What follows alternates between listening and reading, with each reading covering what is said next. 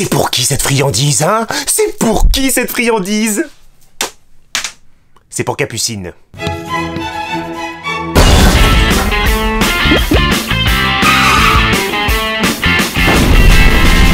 Charlemagne, ou Charles Ier, dit le Grand, est le fils de Pépin III, ou Pépin le Bref, dit le Rikiki.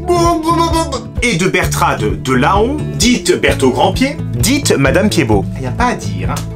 On a la classe. La date exacte de naissance de Charlemagne fait l'objet de controverses. Oui, oh, ça va, hein. On est à peu près sûr que c'était le 2 avril. Mais alors, de quelle année? 742, 747 ou 748. Va falloir faire avec, petit inculte. En ce qui concerne son éducation, on retient qu'il n'a pas appris à écrire et à lire étant jeune, puisqu'il s'y exerce à l'âge adulte. Le... petit... Mais il s'agit peut-être juste de calligraphie, plutôt que d'écriture basique. Non mais pour qui vous me prenez?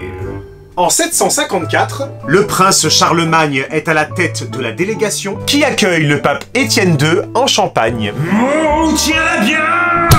Il est sacré peu de temps après par ce même pape, en même temps que son frère Carloman Ier. Reste agenouillé, je vais te sacrister! En 767-768, Charlemagne fait la connaissance d'Imiltrude, qui, selon certains historiens, est une concubine. mais qui, selon d'autres, Ou une épouse de statut germanique. Ça dépend comment on lit entre les lignes. de son corps sortira Pépin le Bossu. Non mais le prenez pas en photo lui! Dégage Pépin! Tu me fous la honte. Mais pas autant que toi tu me fous la honte, petit inculte. Le 24 septembre 768, déjà vous, papa Pépin III meurt et son royaume est partagé entre Charlemagne et Carloman Ier. Et le moins que l'on puisse dire, c'est que les territoires attribués sont disposés de façon assez curieuse. Ceux de Charlemagne forment un arc occidental de la Garonne jusqu'au Rhin, tandis que Carloman Ier hérite de territoires certes plus ramassés, cependant l'Austrasie, la Neustrie et l'Aquitaine se retrouvent partagés entre les deux frères. Le 9 octobre 768, déjà vous, Carloman Ier et Charlemagne se font proclamer rois des Francs par leurs fidèles, respectivement à Soissons, Vive le roi! et à Noyon. Vive le roi!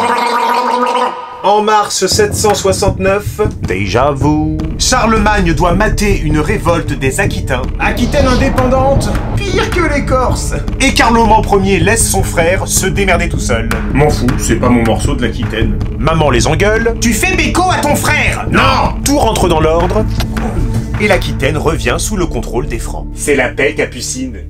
À la même époque, pour freiner l'invasion de l'Italie par le roi des Lombards, Didier, Il avait été cassé la bottine. Charlemagne propose une alliance avec la fille de ce dernier, une certaine Désirée. Désiré, on était tous les deux désirés. Enfin, avant de l'épouser, Charlemagne doit répudier Imiltrude. Et suite à cette union, les Lombards continuent de menacer Rome. Du coup, ce mariage ne sert à rien. Et l'amour véritable dans tout ça? Didier va même nouer contre son gendre de dangereuses intrigues avec le duc bavarois Tassillon III,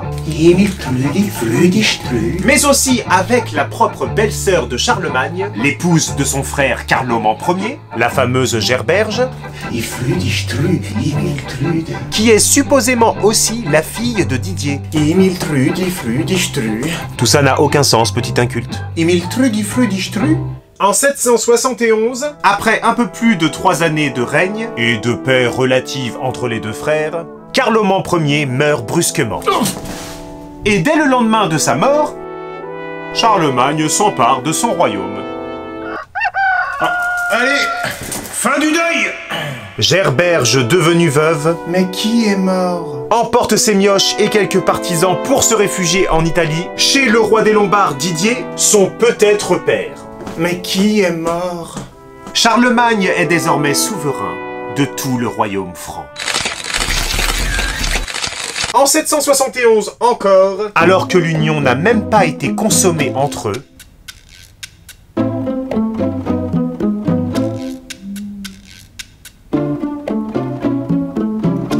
Allez, bonne nuit, hein. Charlemagne va prendre une décision drastique à l'égard de son épouse désirée. Mais laquelle? Charlemagne va-t-il répudier sa femme, assassiner sa femme, ou bien fermer les yeux et penser très fort à la patrie? Donne-moi ta réponse dans les commentaires. Dis au revoir, Capucine. Si tu désires savoir le sort qui m'attend, abonne-toi à la chaîne et active la cloche. Si tu as aimé cet épisode plus que mon mari ne m'a aimé, mets un pouce et partage, ça me consolera. Et n'oublie pas la page Tipeee qui n'attend que ta générosité. Petit inculte. À la même époque... À la... À la... Pardon. Ah, ou une épouse... putain. Le roi. Au cas où. Oh. Oh. Ça va être très bien cette petite mèche prise dans ici. On était tous les deux désirés. Vas-y. Ah, ça va bien se passer. Je pourrais essayer de tomber le nez en l'air, mais je suis pas sûr d'y arriver. Oh